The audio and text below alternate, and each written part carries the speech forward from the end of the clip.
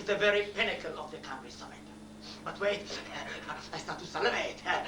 The sacred tabernacle of my palate overflows with gastric juices, and the sweet and sensitive part of my tongue drools with delights at the mere mention of all these delectable dishes. But my entire ethic consists of getting maximum pleasure through waiting, using resistance to extend desire by heightening it to the very paroxysm.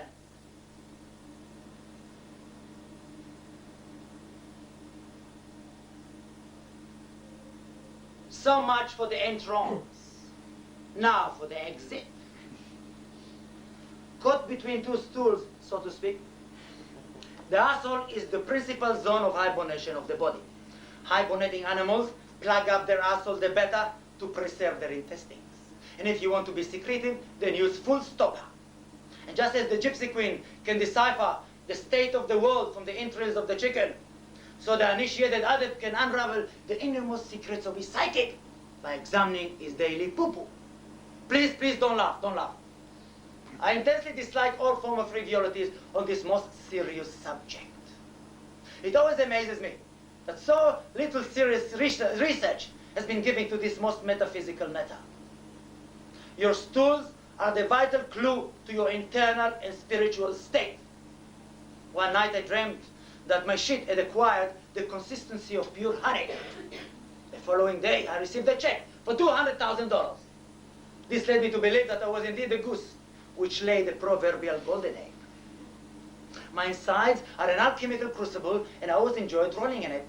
According to that sublime and contradictory character Paracelsus, excrement is a thread of life, and each interruption or fart is but a moment of life flying away. Please, please don't laugh, don't laugh. Don't laugh. To fart is an art. There are giant firecrackers farts, diphthong farts, and cannonades. Aspirated farts, silent creepers, brewers farts, and actors farts. To all your farts, give free rein, for a fart bottled up will attack the brain. Another attraction of the anus is that its secret can be penetrated. Did you realize that? Huh? Sodomy has always been a source of a great delight to me. Not as participant hustle to art. No, no, no. My form of chest eroticism forbids such flagrant things. But I like to be the director of a play with characters which I can inflame at will. One afternoon in Cadaqués, I've succeeded in persuading a beautiful young lady to allow herself to be sodomized by a lad of my acquaintance. They entered from inside of the room. She is naked under her dressing gown, and he without a stitch on in his stool at the ready. He turned her over immediately and started going about his penetration. It was inside so fast that I got up to check. I hate to be taken for a ride. And that moment, she exclaimed ecstatically, "It's for Dali, for the divine one, for Dali, for Dali." That statement rubbed me up the wrong way, for I sensed how utterly funny it was. The more so, she's the young stud was widely furrowing her foundation, and she was groaning with delight. So I demanded, "Admit it! Admit that you adore that thing up your ass! Admit it!" Her play acting stopped immediately. And she said, "Yes, I adore it. Me canta, más fuerte, madre mía." Then I witnessed the most amazing thing one can dream of as an expression of phenomenal beauty. Young lady, held solidly by the hips, screwed into the man, raised her both arms which she threw back, arching out her splintered bosom and her wonderful cherries nipples. Meanwhile, her head fell back, and her Mae West red sofa lips rose to meet those of the male, who was making her come in such pain, such pain. There was perfection in gesture that turned the animal couple into a kind of intertwining, climbing plan, thus providing a truly angelic vision. I've never been able to tell this story without having the wonderful feeling that I have somehow violated the secret of perfect beauty. If you are shocked, remember this, dear disciples. Repugnance is the sentry standing right near the door of those things we desire the most. Not a bad, a na of a G. Think about it.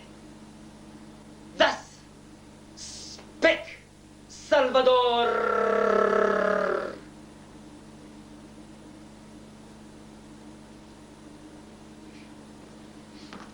I smell a strong smell of paint.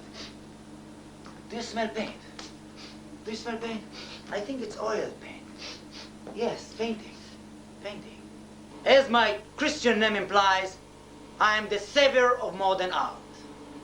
My painting is a method of photographing the substance of thought through the nerve ending of the human eye. I dream while I am awake. My mind is a projection machine. I can project my little inward cinema, so I can exit through a secret passageway from the circle in which the world is attempting to imprison my soul. Take clouds, for example. Waves in the skies, buttocks, heads, elephants, titanic struggles, lumped leopards, monstrous coupling, clamoring crowds. All I need to do is to look at an object, for that object to be transformed to suit my every whim. Metamorphosis is the name of the game.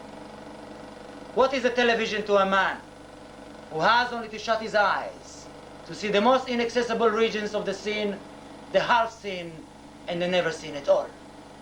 From an aesthetic point of view, freedom is formlessness. So I say a plague on lazy masterpieces.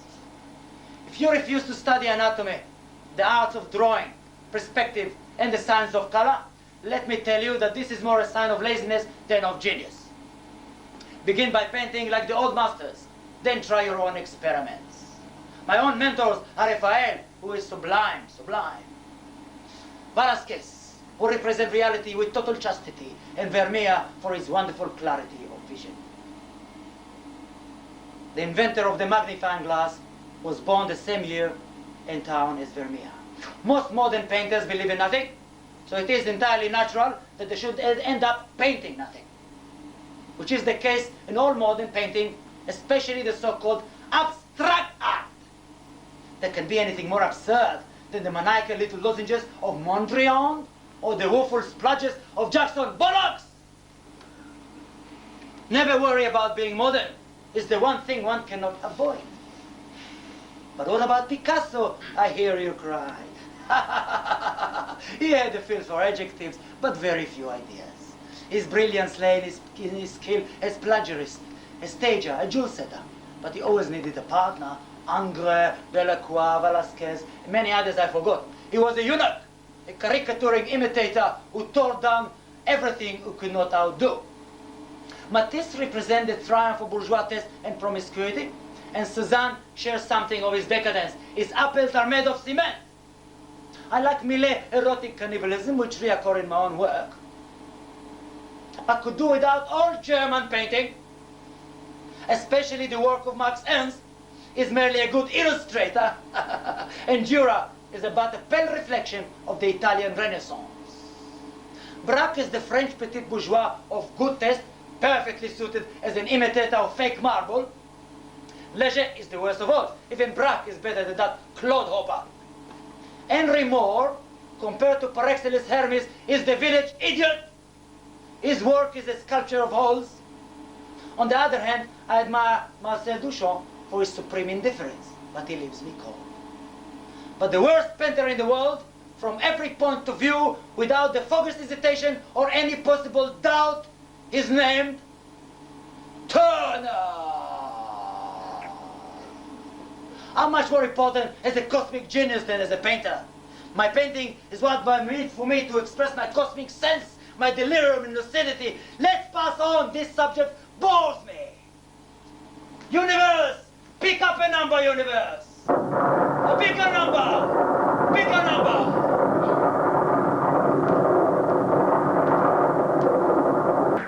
The history of science may be summarized as follows. Descartes constructed a three-dimensional cupboard, Newton placed an apple inside it, and Einstein moved it through space and time. QED. Einsteinian relativity does not exist solely on the domain of physical geometry, but also in the world of ideas and poetry, the disharmony of the real. The irrational rear its beautiful heads once more. Geometry is utopian and bodiless. Geometers seldom get their hard on. Time is unthinkable without space. This is what my paintings say. Four-dimensional reality. Having always possessed the microscopic ability to perceive that which is invisible to others. My own particular interest in the scientific sphere, in subatomic physics and molecular biology. The subatomic universe has taken me by storm. Swirling pools of protons, whirling pools of neutrons, electromagnetic fields where floating ion frisk. Splitting and refracting particles, colliding balls in chain reactions, dancing neutrinos, vibrating quarks, and little shimmering charms, all collapsing and expanding like so many tiny universes. What about the DNA? Deoxyribonucleic acid, that of Jacob's ladder of the genetic engine. The only structure linking men to cause. Long before Crick and Watson, Dali has painted the double helix. And as for exploration of space, the first man in the moon is not bloody American, as is generally supposed, but the Spaniard, the Catalan, yes, one Salvador Dali, who from his earliest adolescence has painted fabulous and rugged landscapes where black and dazzling shadows are cast in lunar space without atmosphere.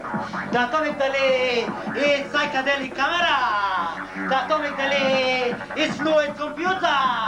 The atomic Dali is highly explosive. The atomic Dali is holographic colors. Take me! I am hallucinogenic!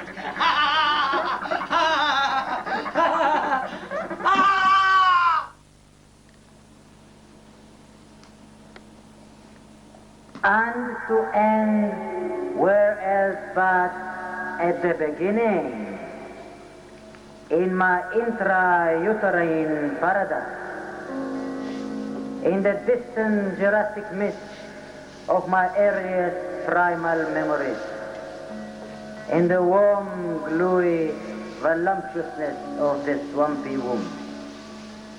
All I can see is two fried egg ships, two soft orange ships moving towards me, two succulent egg ships moving away, forwards and backwards, toing and froing, warm and suspended in Elysian fields, gently enfolded in rich, ripe sumptuousness, purple and yellow and plump and complete.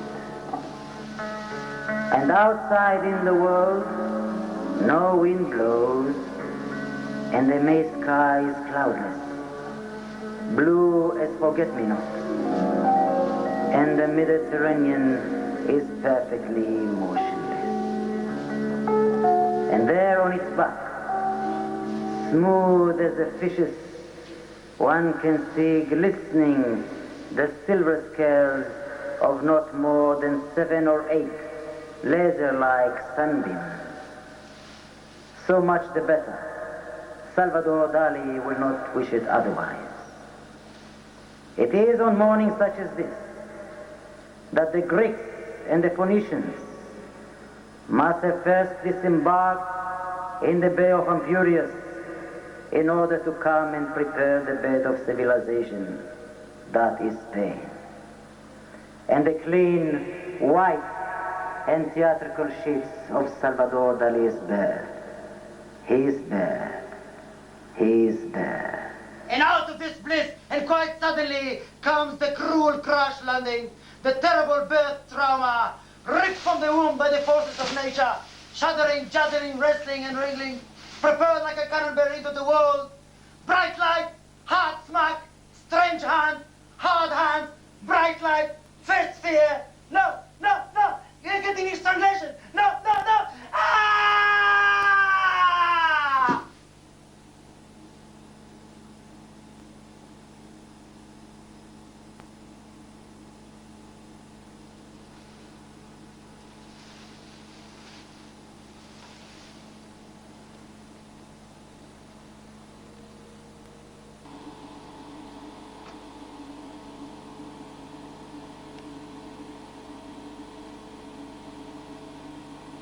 Imagine recovering from such a shock, only to discover that I was merely a replacement, a second edition. Let me explain. I had a brother who died, age 7, 2 years before I was born. His name was Salvador too. I was but a reply, a double, an absence, ambivalent, a void, born dead, without any image of myself.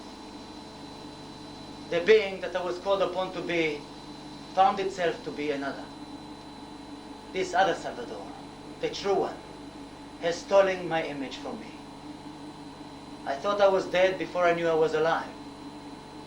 And thus, it came to pass that Salvador Dali is descended into hell. And as my birth was my death, so my death is my birth. Salvador Dali is dead, his body rots, chewed by worms and gnawed by maggots. His liver heaves in the wriggling mass. His heart is a green sponge gorged with pus. His lungs turn to sludge as his orphan rots, and a stinging slime oozes out of his guts. Then his putrefied corpse split apart, rent asunder by a mighty fall. Dali is dead. Salvador Dali is dead. Dead. Dead.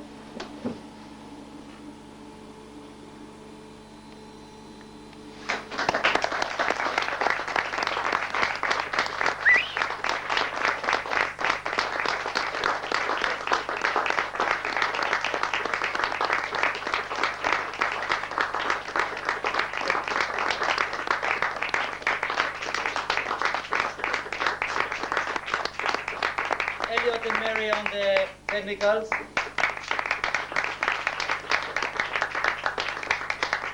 Thank you for coming. I really appreciate it. And if you like the show, please tell a friend. And if not, tell an enemy. Thank you very much.